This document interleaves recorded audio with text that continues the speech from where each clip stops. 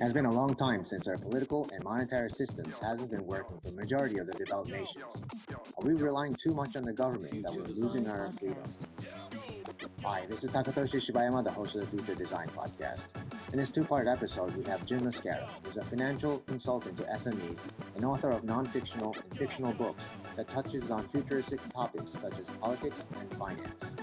He talks to us about how to escape the Wizard of Oz, who's burdening our financial freedom, and reflect on the government's role in our lives. So stick around to the end.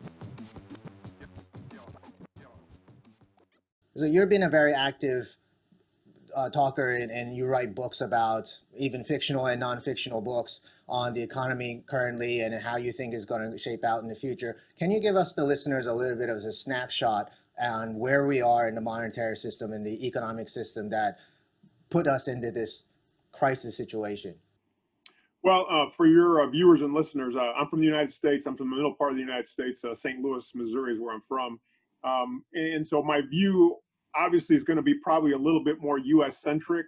But I think that based on what I've seen over the course of the last few years, specifically since the last global financial crisis in 2008, you really have synchronization of, I think, of action between, central banks, United States Federal Reserve, Bank of Japan, Singapore Monetary Authority, you name it.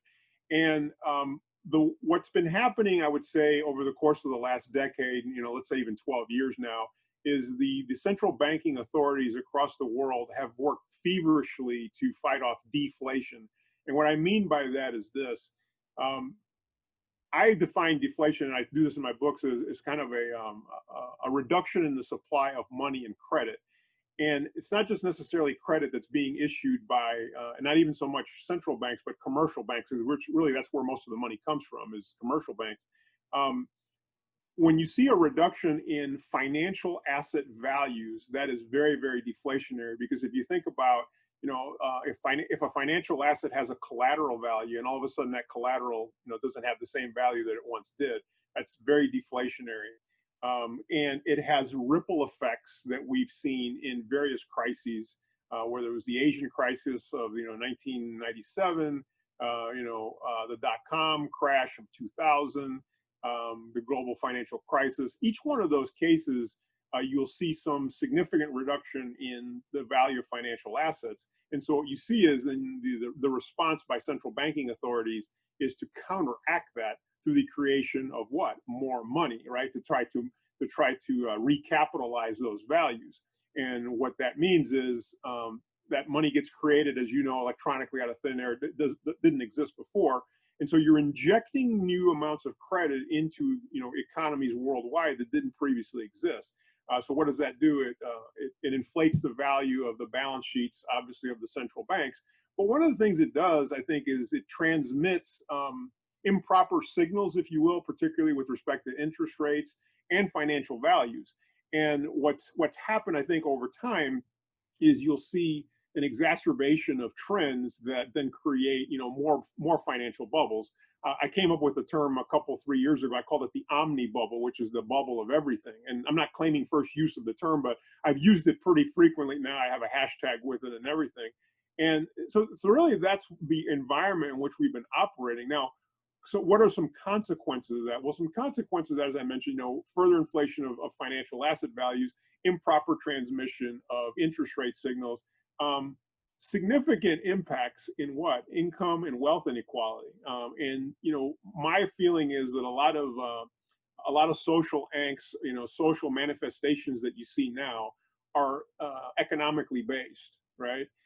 People tend to protest, when their economic well-being has been threatened, and particularly, in the United States, when you've seen, Wall Street kind of benefit from government largesse at the expense of Main Street. And I wrote an article a couple of years ago about what I thought the next president of the United States, not who it would be, but what they would sound like, and that you would see a much more progressive agenda. Much probably like you see more spending on, social programs. You've seen that in Europe. I can't speak to Japan necessarily. I know Singapore probably doesn't have a super well-developed, social welfare system. I could be wrong there.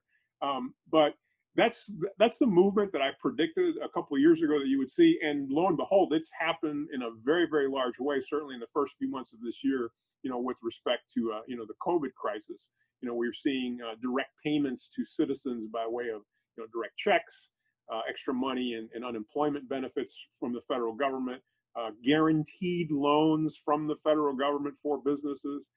So these are very, very, very progressive platforms, if you will. And I think you're going to see a continuation of that because for a couple of reasons. One, an article I wrote last year about how dangerously inflated equity values were, particularly in the United States. I wrote that article in November. I said this was the riskiest stock market in history. And of course, about 2-3 months after that, we saw a big plunge. And we're certainly nowhere near the end of a bear market. We're certainly nowhere near the end of the, let's call it an economic crisis that we're in right now. It's going to take a while to even get back to GDP figures that we were, last year, certainly in the United States and I'm sure elsewhere. And the response, I think, will be once again, you'll see more government intervention. You'll see that across the world. And we can get into this a little bit further. It's like, well, what's the friction that would stop that, right? When does that stop? And I think we can develop that a little bit further.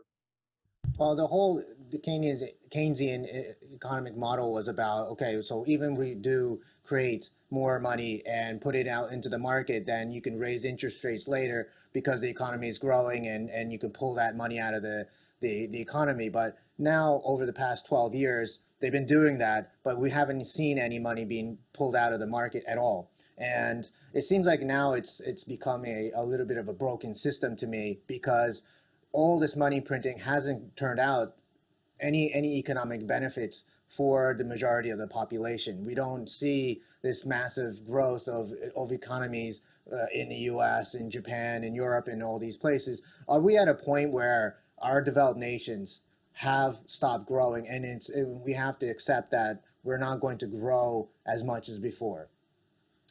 There was a book that was written by a gentleman by the name of Ken Rogoff and then Carmen Reinhardt a few years ago. It was called This Time is Different.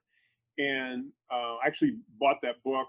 It's not stimulating reading, maybe if you're having a problem, maybe falling asleep, maybe some sort of reading like that. But it contains a lot of valuable information, a lot of historical monetary information. And one of the things that they identified was that when countries reach about 90% of GDP or higher, it actually starts to throttle their growth, or debt to GDP. It starts to throttle their growth. As you were talking off the air, Japan's in the 200+% range. United States now, before COVID, was 106, maybe 107. It's probably going to increase to 120. And I always point out, by the way, that when you use that figure in the United States, even last year when it was 106%, 107%, which is obviously well over 90, that doesn't really take into account the full picture. Because that's just funded debt. And I was explaining to somebody in another interview today that it doesn't include any of the unfunded liabilities, right? So in other words, what obligations will the United States or other economies have in the future, right? That if you take the present value of them, what are they now? Well, of course, we don't have a stockpile, we don't have a rainy day fund for that. Well, that debt is multiples higher than the funded debt. So when you take that into account, which is, it's real debt, right? It's something that has to be done in the future. I'm sure that, you're probably looking at levels in the United States that are surely over 200%, right? And I think what you've seen over the course of the last few years is when governments are spending more money, they're getting less bang for their buck, no pun intended, right? It's the Keynesian multiplier, if you will, that whole concept has vanished, right? It doesn't really exist.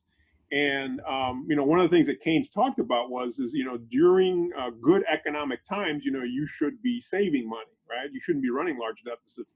And that was probably one of several things that I pointed out late last fall, was that if the economy of the United States is so healthy, like the people in Washington are telling you, why are we running $1 trillion deficits, right? Remember, the unemployment rate was low, you had GDP was high.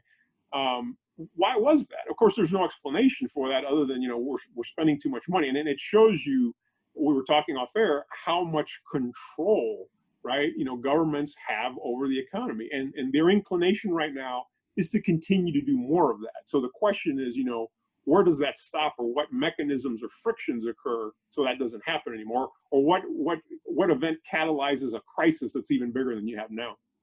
Yeah, what's interesting to me is that when you said that if an economy or the country has more than 90% of debt to GDP, then it stalls their growth. But is all the growth of the economy really run by the government? Because you see all these private companies generating a lot of growth as well, and you know every quarter we see month quarter to quarter growth of revenues from companies, and or year on year we see growth from companies. Why is that not contributing to the growth of the economy?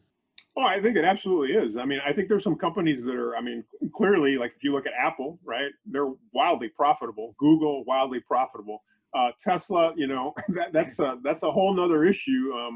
I wrote an article actually earlier this year where I kind of talked about what was going on with Tesla, and if you've paid attention here recently, Tesla now is the most valuable car company in the world. It's insane. Which makes no sense, right?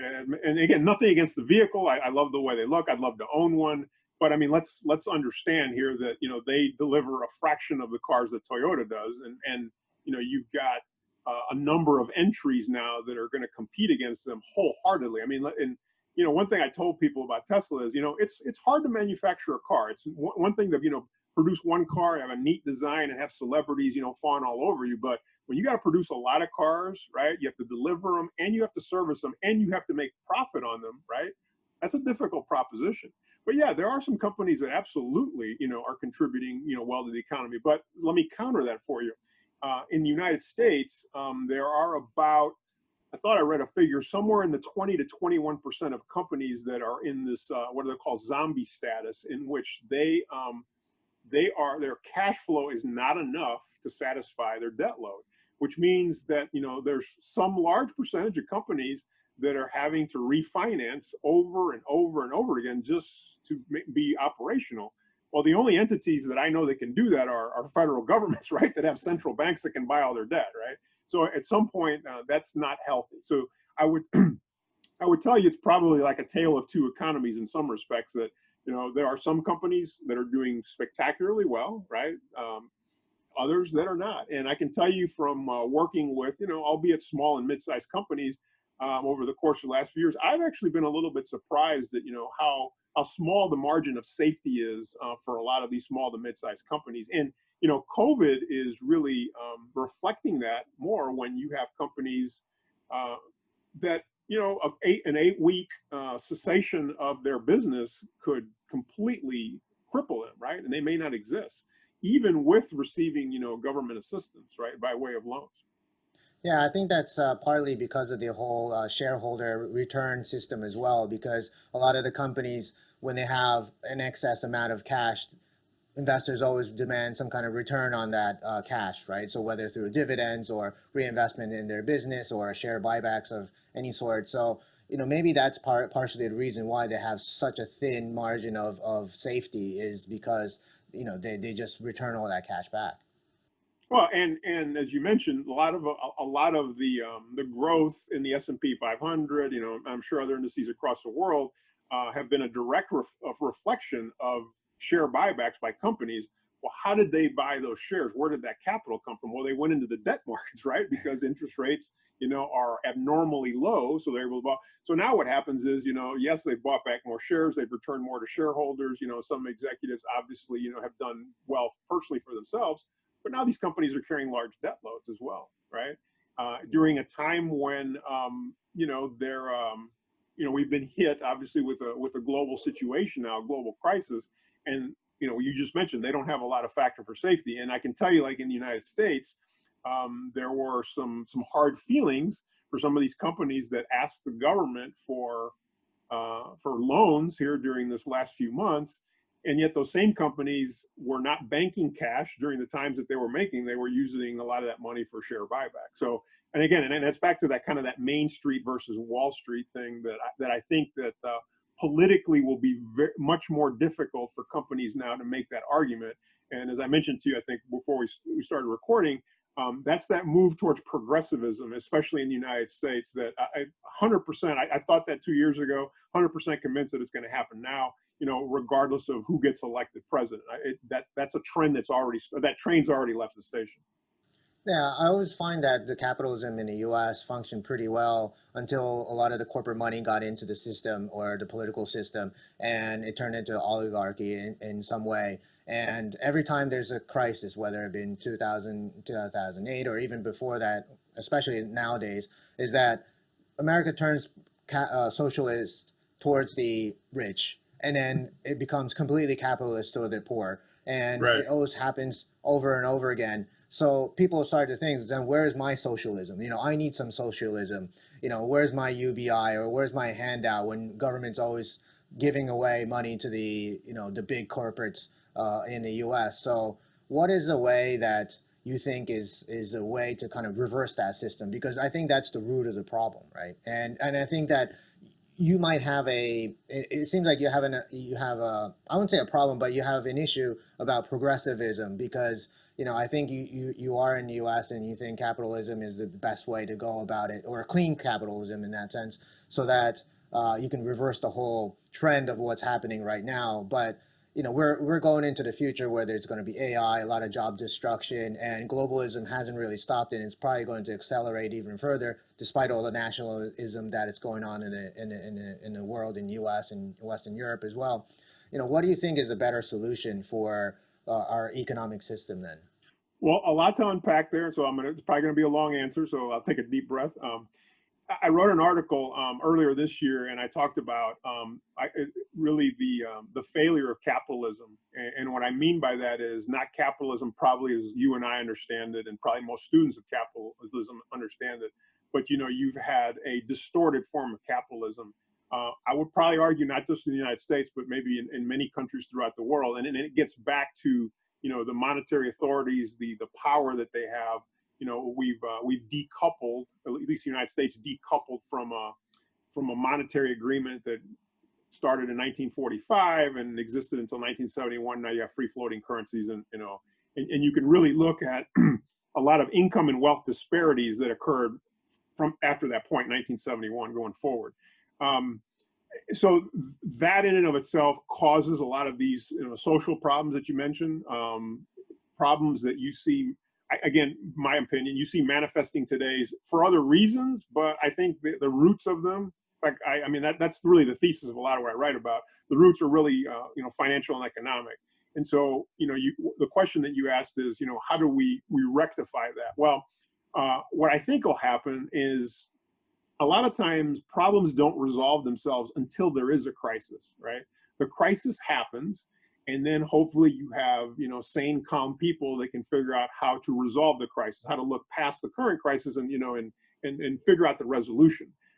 That's what I try to do. I'm an engineer by degree. So, we try to be very analytical about, find root causes of problems. So from my perspective, we're not going to do anything in the near term because the response from government will be, hey, you know what, we're going to provide Main Street the following. Okay, I'm 100% convinced of that. There was no friction. There's no economic or financial friction to prevent governments from doing that because, those create more money. The question then becomes, once that money gets into the system, does it cause other problems, right? Because, when governments then create more money, it will lead to essentially more corruption, right? Because then that money has to be distributed, right? It's got to go to, contracts that, guys go to state governments, local governments, and so forth. So everyone will want some share of that, right? So inherently, the larger government grows, the more inherent can be the corruption, right? To the credit of where you live right now in Singapore, it has one of the lowest corruption indices in the entire world. It's known as a very uncorrupt place, and that's one of the reasons why Singapore, I believe, is like third in the world in GDP per capita. And, and I'll be honest with you, I bet most Americans don't realize how small Singapore actually is and what an incredible powerhouse it is, right? So it tells you, kind of how that society's been architected monetarily, financially, economically, government-wise, and so forth. But I think the end result of all this in some number of years is that there will be some sort of monetary crisis. And the reason I think that is because, the U.S. dollar has held this preeminent position, right, for many, many years as being the world's reserve currency. So everybody has to have it, right, to do something, right, to buy oil to trade and so forth.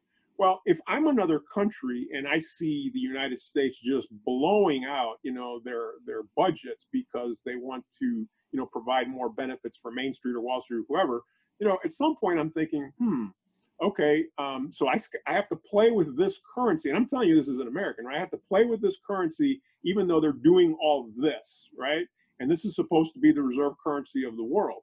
And then I'm thinking, if I'm a country that's not particularly politically favored by the United States, well, the State Department of the United States is hitting me in the head with a hammer saying, okay, you can't trade with this country, or this country, because we've got, economic and financial sanctions against them. So, I mean, those countries, they have their own self-interest, whether you agree with them politically or not, right? These countries, and I think you know which ones I'm talking about, they're going to do what they need to do, right? Whether that's trading amongst themselves with new cryptocurrencies that they're creating or gold-backed currencies, whatever it is, they're gonna do what they need to do. And I think the end result of all this will be some sort of a new monetary order. Again, we had one in 1945 based on a world war. There's no reason to think that you can't have another monetary order that's going to come forth. They're going to say, you know what? We're going to have something different now.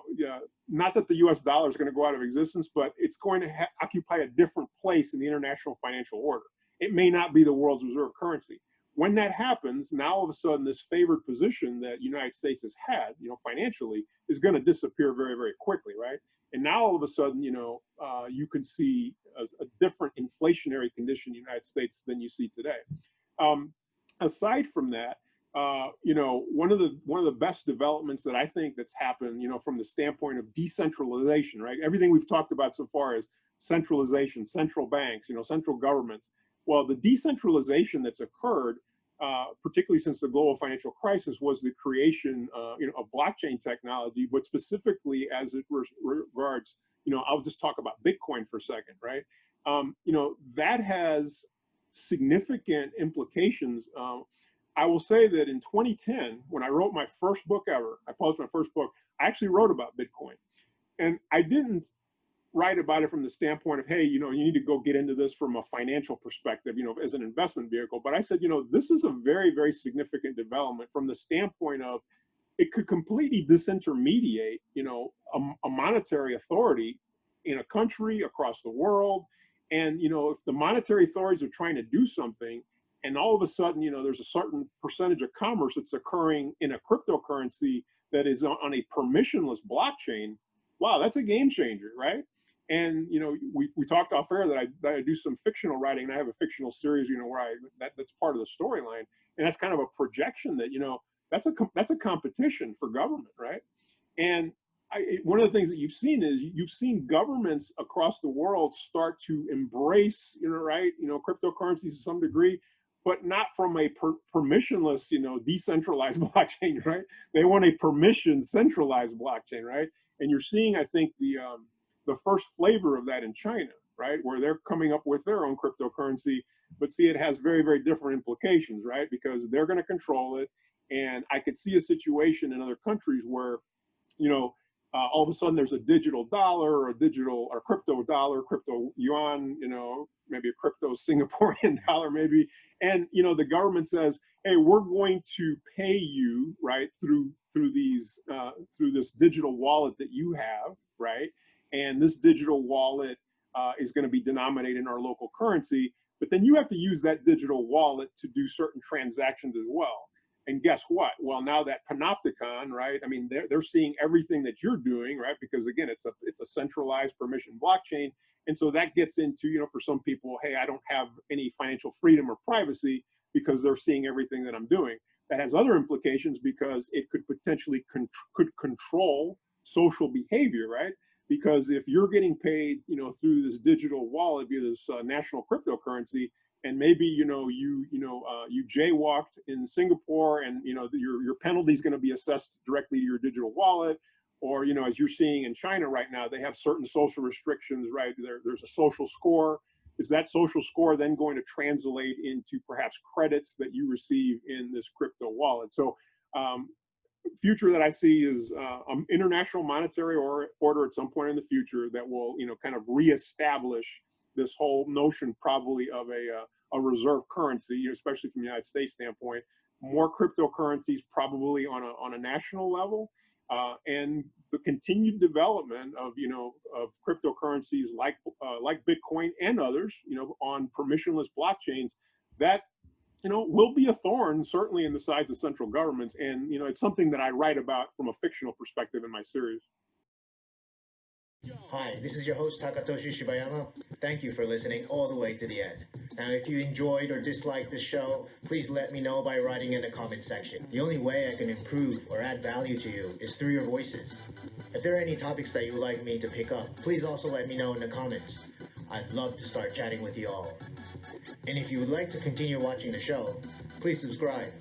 Thank you.